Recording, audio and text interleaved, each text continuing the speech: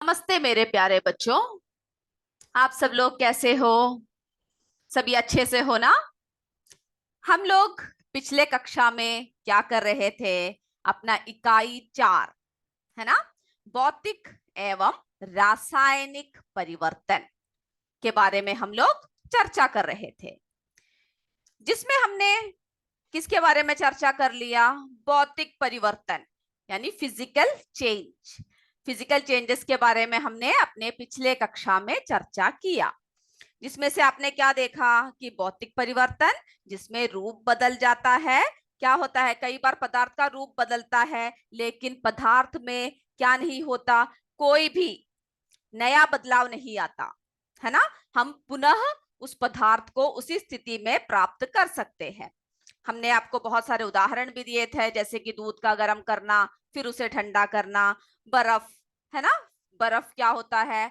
जब पानी को हम लोग ठंडा करते हैं या फ्रीजर में रखते हैं, बर्फ बनता है और फिर से वो उसे हम पानी बना सकते हैं।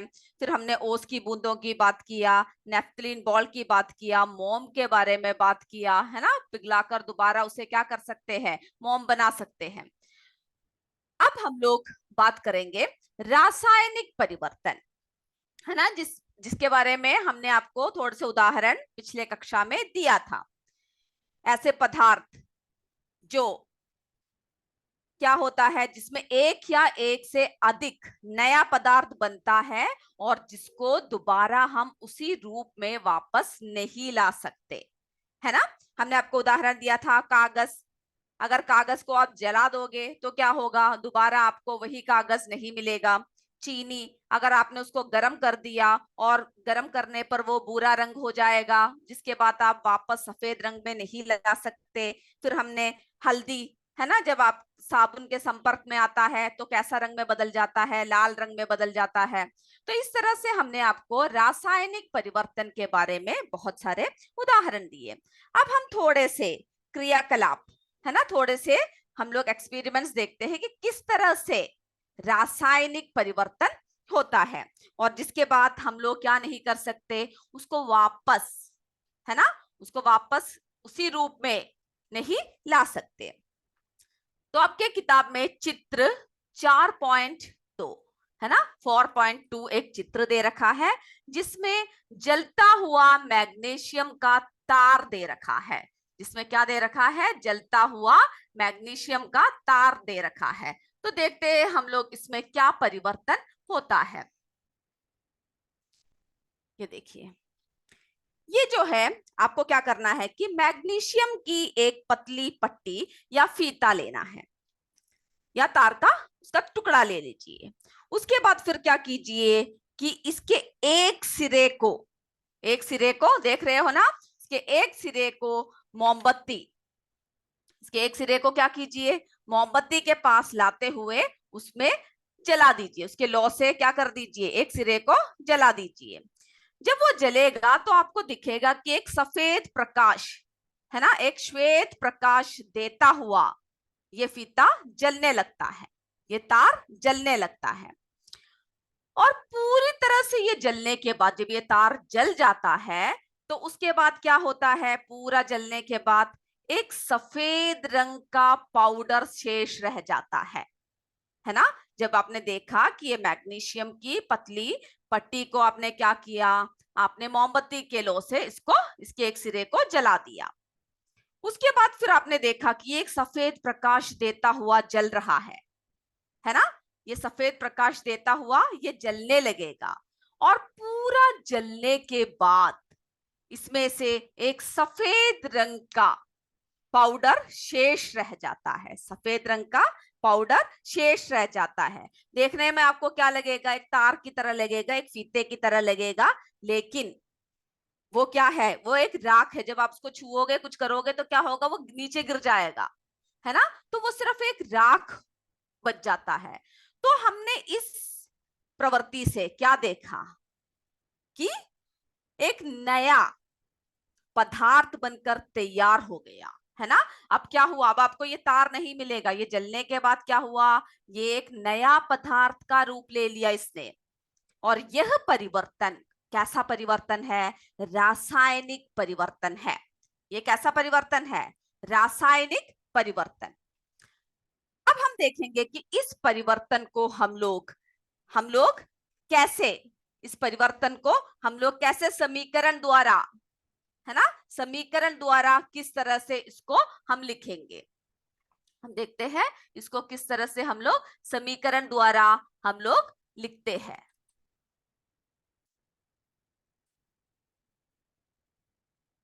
ये देखिए, इसमें क्या हुआ, मैग्नीशियम प्लस ऑक्सीजन, मैग्नीशियम के साथ जब ऑक्साइड मिला, ऑक्सीजन मिला, तब क्या बना, मैग्नीशियम ऑक्साइड बनकर तैयार हुआ। तब एक नया पदार्थ, है ना, एक नया पदार्थ हुआ जिसका जिसको हम क्या बोलेंगे, मैग्नीशियम ऑक्साइड। जब हमने इसको जलाया और जब आग के संपर्क में आया, तब एक नया पदार्थ बनकर तैयार हुआ जिसे हम क्या बोलेंगे, मैग्नीशियम ऑक्साइड। और इसको किस तरह से लिखेंगे, 2Mg प्लस O2, O2 क्या है, ऑक्सीजन, तो क्या बन गया, 2MgO। तो हमने यहां पर 2 लगा रखा है ना, 2Mg, तो यानी 2Mg का मतलब क्या है, 2Mg यानी 2 परमाणु। मैग्नीशियम के कितने परमाणु है, 2 परमाणु। जब 2 यहां पर लगाया जाता है तब क्या होता है, मैग्नीशियम के 2 परमाणु। अगर यहां पर कुछ भी नहीं होता तो सिर्फ क्या होता, एक ही होता। तो हमने इसके आगे इस तरह से 2 लगा रखा है, तो मैग्नीशियम के 2 परमाणु और ऑक्सीजन, ऑक्सीजन के नीचे लिखा हुआ है हमने ये 2, है ना, ऑक्सीजन के नीचे लिखा हुआ है। तब क्या हुआ, ऑक्सीजन का एक अणु, क्या है ये, ऑक्सीजन का एक अणु। अगर इसके बगल में हो तब क्या होगा, परमाणु, है ना। और इससे क्या हो गया, M2MgO, यानी 2 प्रकार के परमाणु बन गए, है ना।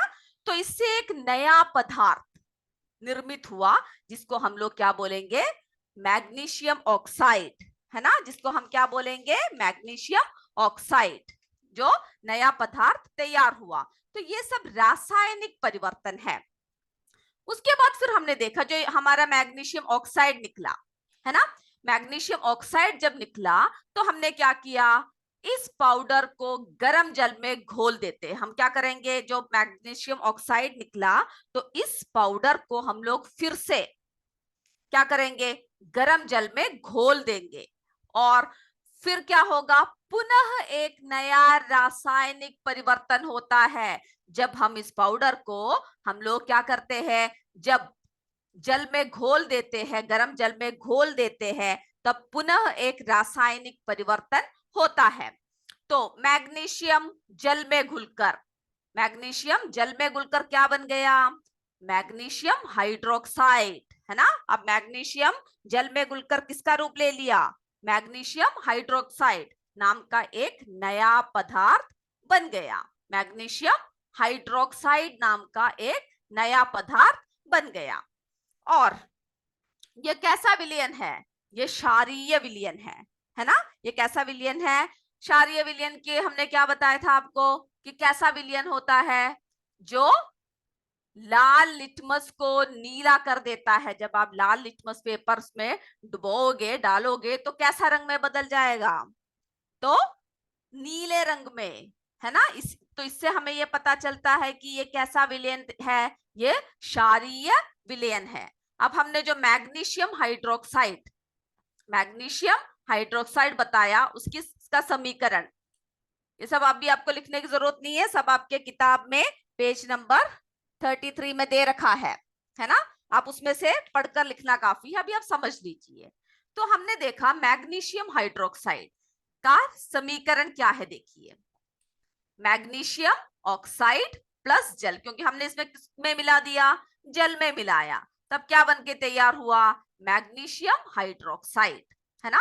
ये समीकरण सब आप याद रखिएगा। मैग्नीशियम ऑक्साइड के साथ जब जल के साथ जब क्रिया किया, जब जल में मिल गया, तब क्या बन गया, मैग्नीशियम हाइड्रोक्साइड।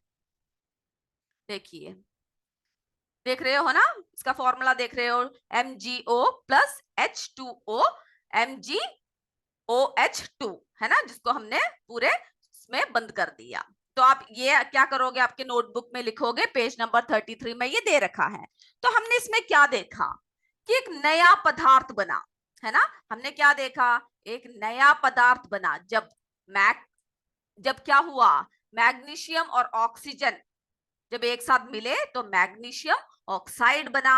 और उसके बाद फिर हमने क्या देखा, जब उस पाउडर को, जो जला हुआ राख था, उसको पुनः हमने जल में मिलाया, तब क्या बना, मैग्नीशियम मैग्नीशियम ऑक्साइड को जल में मिलाने से क्या बन गया, मैग्नीशियम हाइड्रोक्साइड बन गया, हाइड्रोक्साइड बनकर तैयार हो गया। तो इस परिवर्तन से हमें क्या पता चला कि इस परिवर्तन से हमें क्या पता चला कि एक नया पदार्थ बनता है। क्या बनता है बच्चों, एक नया पदार्थ बनता है। रासायनिक परिवर्तन, है ना। रासायनिक परिवर्तन यानी केमिकल चेंजेस, केमिकल चेंज, जिसमें क्या होता है, नया पदार्थ बनता है, एक या एक से अधिक, है ना, एक या एक से अधिक,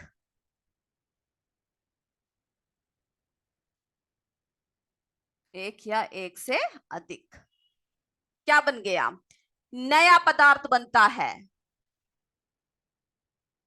एक या एक से अधिक नया पदार्थ बनता है।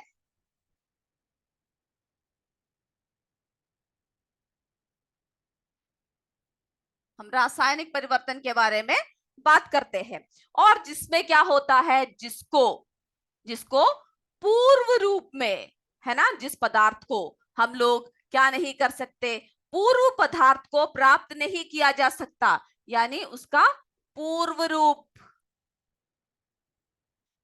प्राप्त नहीं किया जा सकता।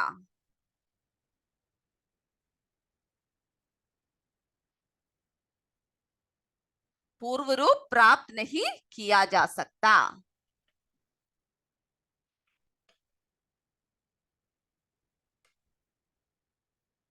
है ना। तो रासायनिक परिवर्तन हमने क्या देखा कि जब जब हम लोग कोई भी क्रिया करते हैं, तब क्या होता है, इस परिवर्तन में एक या एक से अधिक नया पदार्थ बनता है, जिस पदार्थ को हम लोग उसके पूर्व रूप में वापस नहीं ला सकते। ऐसे परिवर्तन को हम लोग क्या कहेंगे, रासायनिक परिवर्तन। अब हम आपको एक और उदाहरण दिखाते हैं। हम लोग अभी किसके बारे में बात कर रहे हैं, रासायनिक परिवर्तन, है ना। तो हम लोग अभी एक और उदाहरण देखते हैं। आपको पिछले कक्षा में हमने क्या दिखाया था, मोम का पिघलना। क्या दिखाया था, मोम का पिघलना, जिसको हम आपने क्या कहा, भौतिक परिवर्तन, क्योंकि हमने क्या किया था उस समय, मोम को पिघलाया था और उसके बाद फिर दोबारा क्या कर दिया, उसी मोमबत्ती को, है ना, उसी मोमबत्ती को हमने दोबारा दोबारा क्या कर दिया, दोबारा हमने उसी रूप में वापस लेकर आ गए। अब आप देखिए ये किस तरह से रासायनिक परिवर्तन और भौतिक परिवर्तन दोनों किस तरह से होता है ना। मोम का पिघलना तथा जमना कैसा है, पिघलना और जमना भौतिक परिवर्तन है, जबकि मोमबत्ती का जलना, जो इसकी लौ जो जलती है, वो कैसा परिवर्तन है, रासायनिक परिवर्तन है। अब देखिए आपने इस मोमबत्ती को जला दिया ना, उसके बाद क्या हुआ, ये मोमबत्ती पिघलना शुरू हो गया। ये देखिए जल रहा है और ये क्या हो रहा है, ये पिघल रहा है ना। जब गर्म हो गया तो गर्म होकर मोमबत्ती पिघल जाता है। और तब आप क्या करोगे कि इसको, ये द्रव में परिवर्तित हो रहा है ना, पिघल पिघल कर नीचे गिर रहा है। फिर आप पुनः इसको क्या करोगे, ठंडा होने के लिए छोड़ दोगे, है ना। पुनः आप क्या करोगे, इसको ठंडा होने के लिए छोड़ दोगे।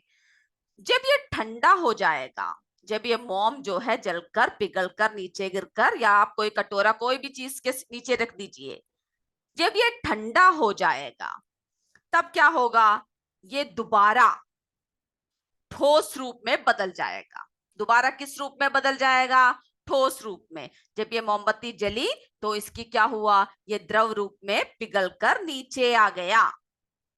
फिर आपने इसको ठंडा होने के लिए छोड़ दिया और यह द्रव या ये किस रूप में बदल गया, ठोस रूप में बदल गया, है ना। तो ये कैसा परिवर्तन है, भौतिक परिवर्तन। जलना और पिघलना, उसके बाद हमने इसको दोबारा जमा कर दोबारा मोमबत्ती बना दिया। तो ये कैसा परिवर्तन दिखा आपको इसमें? यह भौतिक परिवर्तन। अब आप देखिए, ये जलती हुई, अब जब ये मोमबत्ती जल रही है ना, ये मोमबत्ती जब जल रही है तो आप क्या करोगे? ये देखिए, ये जलती हुई मोमबत्ती है ना, जब मोमबत्ती जब जलती है तो उसको आप क्या करोगे? पहले जब ये बुझ जाएगा तो आप इसमें से देखोगे इस तरह से धुआं निकल रहा है, और इस जलती हुई मोमबत्ती के पास अगर आप एक, अब ये मोमबत्ती बुझ चुका है ना, बुझने के बाद आप क्या करोगे? एक मैचिस की तीली या कुछ भी क्या करोगे? आप मैचिस की तीली लेकर उसको जलाओगे, जलाकर तिल्ली को जलाकर मैचिस की तीली को जलाकर आप इस मोमबत्ती के पास इसको लेकर आओगे। जैसे ही आप उसको क्या करोगे? जैसे ही आप इसके पास लेकर आओगे, मोमबत्ती के पास जैसे ही लेकर आओगे, अचानक क्या हो जाएगा? पास आते ही ये मोमबत्ती दोबारा जल जाएगी, है ना। ये मोमबत्ती क्या होगा? आप जरा इसके पास को, अपने जलाया नहीं है, इसके पास एकदम निकट जैसी लेकर आते हो, वो मोमबत्ती क्या होता है?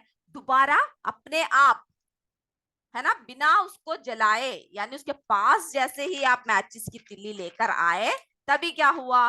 वो अपने आप जल गया, अपने आप क्या हो गया? जल गया।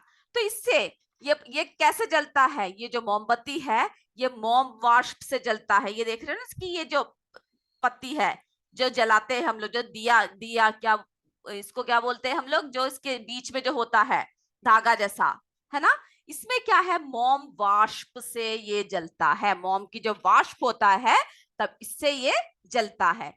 जैसे ही आप ये बुझी हुई मोमबत्ती के निकट जलती हुई तीली को लेकर आओगे, तभी क्या होगा? ये जो मोम वाष्प होता है ये दूर से ही इस तीली के आग को खींच लेगा, है ना। मोम वाष्प क्या होगा? इस लौ को दूर से ही खींच लेगा, और मोम वाष्प का जलना, ये जो ये जल रहा है ये मोम वाष्प के सहायता से जल रहा है। ये क्या है? एक रासायनिक क्रिया है। कैसा क्रिया है? एक रासायनिक क्रिया है। और तो आपने क्या देखा? सबसे पहले ये समझ लीजिए कि हमने जब मोमबत्ती को जलाया उसके बाद मोमबत्ती पिघलना शुरू हो गया।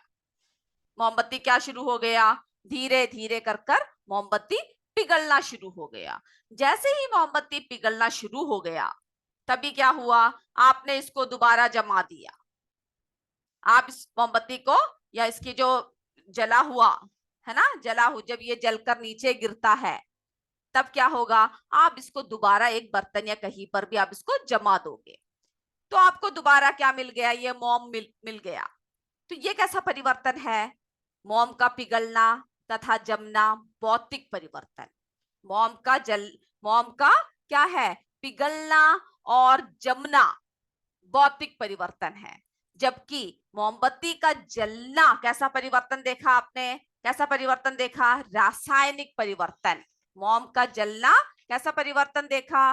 रासायनिक परिवर्तन। जब आपने मैचिस की तीली को क्या किया? इस बुझी हुई मोमबत्ती के निकट लेकर आए, है ना, इस बुझी हुई मोमबत्ती के निकट लेकर आए, तभी क्या हुआ? तभी कैसे जलता है? मोम वाष्प के द्वारा ये जलता है। जैसे ही आप वो तीली पास लेकर आओगे, तभी क्या होगा? वो खींच लेगा, है ना, दूर से ही लौ को खींच लेगा। तो मोम वाष्प का जलना अर्थात मोमबत्ती का जलना कैसा क्रिया है? मोमबत्ती का जलना रासायनिक क्रिया है ना।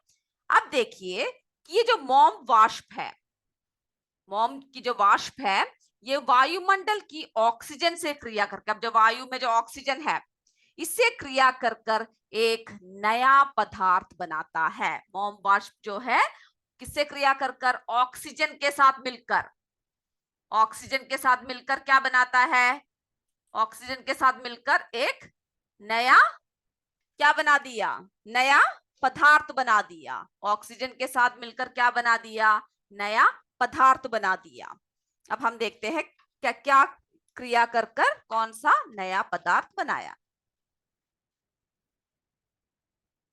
तो ये सब सिर्फ उदाहरणें हैं जिसको देखकर आपको आसानी से बातें समझ में आ जाए, है ना। तो हमने देखा कि मॉम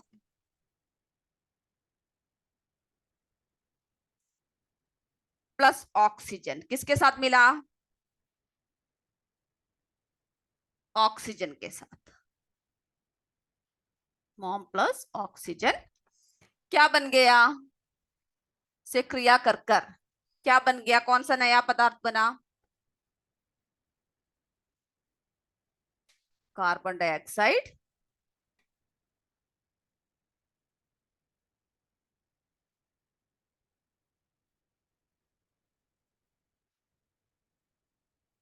कार्बन डाइऑक्साइड और क्या बन गया?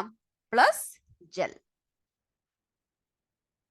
है ना, क्योंकि ये कैसे चलता है? जल वाष्प द्वारा जलता है।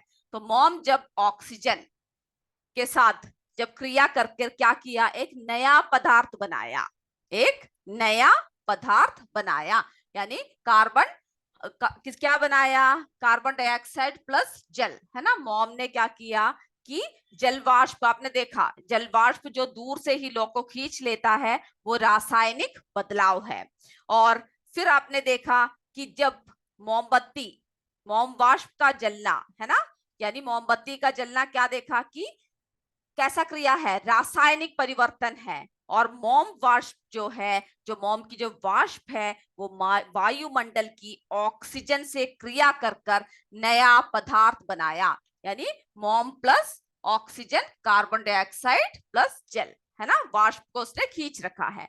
तो ये एक क्रिया है जिससे कि हमें पता चला कि क्या होता है? मोमबत्ती का जलना, है ना, मोमबत्ती का जलना रासायनिक परिवर्तन है। और मोम का पिघलना और जमना कैसा परिवर्तन है? भौतिक परिवर्तन है। अब हम अगला देखते हैं।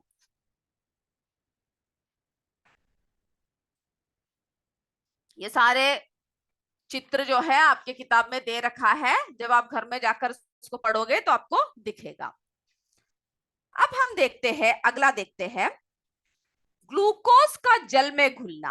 आपको पता है ना, ग्लूकोज जब आप क्या करते हो, जब आपको कोई दस्त होती है या कोई भी थकावट होती है, कोई भी क्या बुरी तरह से थकावट या आपको थोड़ी सी एनर्जी चाहिए, तो आप क्या पीते हो? ग्लूकोज को पानी में मिलाकर पीते हो। अब आप देखिए, ग्लूकोज का जल में घुलना कैसा परिवर्तन है? हम लोग जब ग्लूकोज की बात करते हैं, ये आपके किताब में क्रियाकलाप 4 का है। कौन सा क्रियाकलाप है? 4।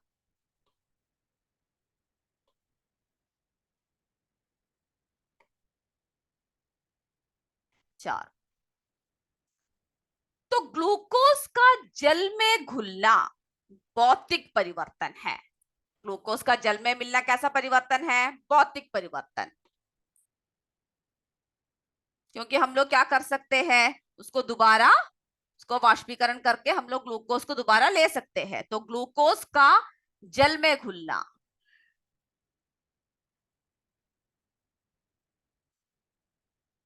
जल में घुलना कैसा परिवर्तन है?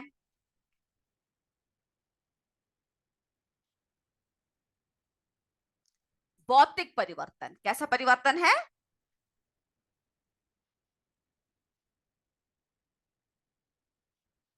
भौतिक परिवर्तन है। जबकि कली चूना, कली चूना यानी जो है कैल्शियम ऑक्साइड, कली चूने का क्या है? जल में घुलना रासायनिक परिवर्तन है। कली चूने का जल में घुलना क्या है? रासायनिक परिवर्तन है। ग्लूकोज का जल में घुलना कैसा परिवर्तन है? कैसा परिवर्तन है? भौतिक परिवर्तन है। जबकि कली चूने का जल में घुलना रासायनिक परिवर्तन है। इसके बारे में हम अगली कक्षा में चर्चा करेंगे, क्योंकि अभी हमारा एक छोटे से परीक्षा का समय हो रहा है और आप इसको अच्छे से घर में एक बार पढ़कर आओगे। जितना अभी तक हमने लिया है वो सभी आप अच्छे से पढ़कर आओगे और उसके मेन मेन पॉइंट्स को सभी लिखोगे। और जो भी कक्षा में समझाते हैं वो आप ध्यान से सुनिएगा, क्योंकि हम देखते हैं कि जब हम आखिर में सवाल पूछते हैं तो कई बार कई बच्चे गलत जवाब देते हैं। क्यों गलत जवाब देते हैं? क्योंकि आप कक्षा में ध्यान से बैठे नहीं हो। अगर आप ध्यान से बैठोगे, ध्यान से पढ़ोगे, तब क्या होगा? आप आसानी से जवाब दे पाओगे।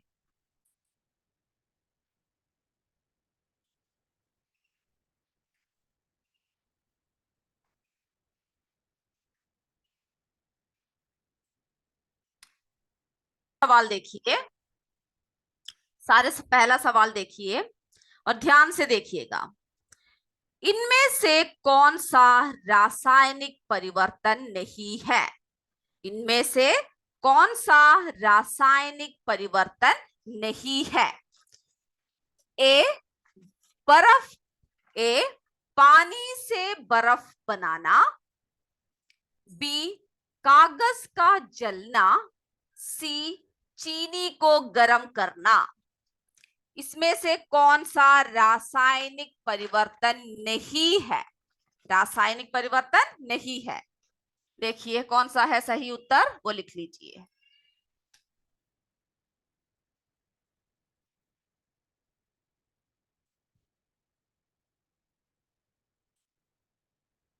अगला प्रश्न देखिए।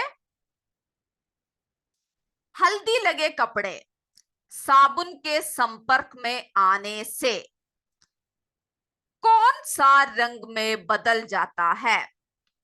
हल्दी लगे कपड़े साबुन के संपर्क में आने से कौन सा रंग में बदल जाता है? ए लाल, बी नीला, सी हरा।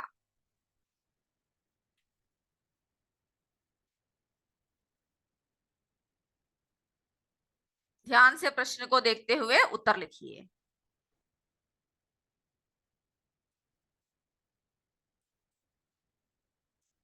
अगला प्रश्न देखिए। नमक को पानी से किस प्रकार से अलग किया जाता है? नमक को पानी से किस प्रकार से अलग किया जाता है? ए घुलनशील विधि, बी वाष्पन विधि, सी आसवन विधि। नमक को पानी से किस प्रकार से अलग किया जाता है?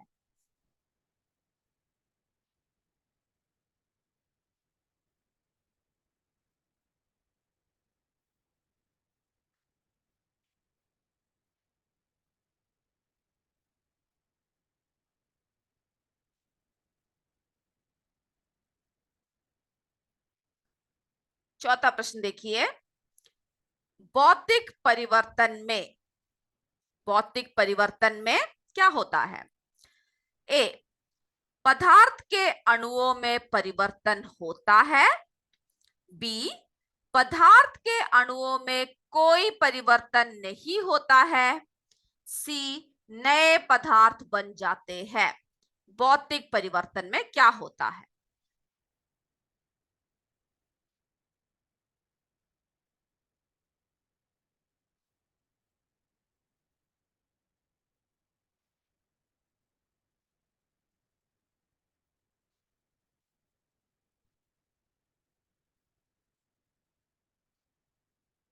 अगला देखिए। ऐसे परिवर्तन जिसमें नए पदार्थ बनते हैं, ऐसे परिवर्तन जिसमें नए पदार्थ बनते हैं डैश परिवर्तन कहलाते हैं। ऐसे परिवर्तन जिसमें नए पदार्थ बनते हैं। ए भौतिक परिवर्तन, बी रासायनिक परिवर्तन, सी इनमें से कोई भी नहीं।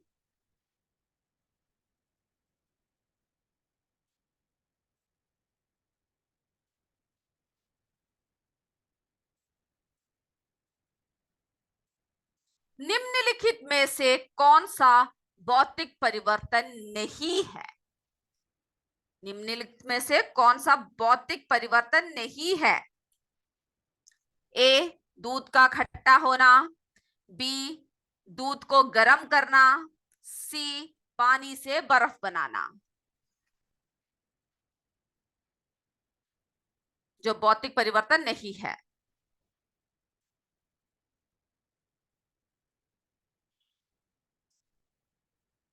अगला प्रश्न देखिए।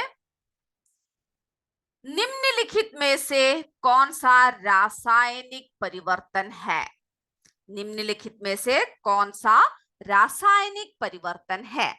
ए, पानी का उबलना, बी, दूध का गर्म करना, सी, सब्जी का पकाना।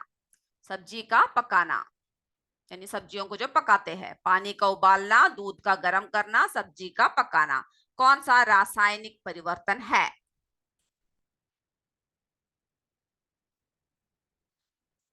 चीनी को गर्म करने से, चीनी को गर्म करने से सफेद रंग कौन से रंग में परिवर्तित होता है?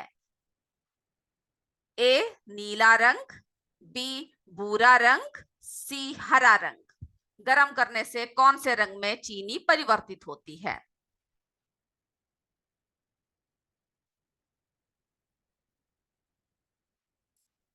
अगला प्रश्न देखिए, कौन से परिवर्तन में नया पदार्थ का पूर्व रूप नहीं प्राप्त किया जा सकता? पूर्व रूप नहीं प्राप्त किया जा सकता।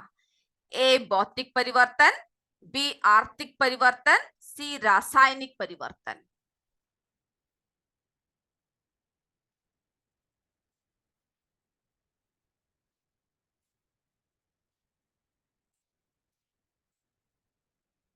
अगला प्रश्न देखिए, कागज का ज्वाला के संपर्क में आने से सफेद रंग कौन से रंग में बदल जाता है? जब कागज ज्वाला यानी आग के संपर्क में जब आता है, कौन से रंग में बदल जाता है? लाल, ए, लाल, बी, काला, सी, कोई भी नहीं।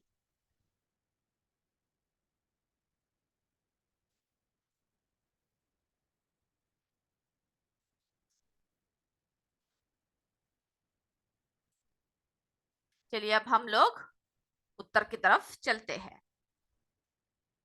इनमें से कौन सा रासायनिक परिवर्तन नहीं है? माइक ऑन करके उत्तर दीजिए। माइक ऑन करके उत्तर दीजिए, कौन सा रासायनिक परिवर्तन नहीं है? पानी से बर्फ बनना। बहुत अच्छा जवाब दिया। सभी को पता लग गया ना, सभी ने बोला ना जवाब। पानी से बर्फ बनाना है ना, रासायनिक परिवर्तन नहीं है। बिल्कुल सही जवाब दिया।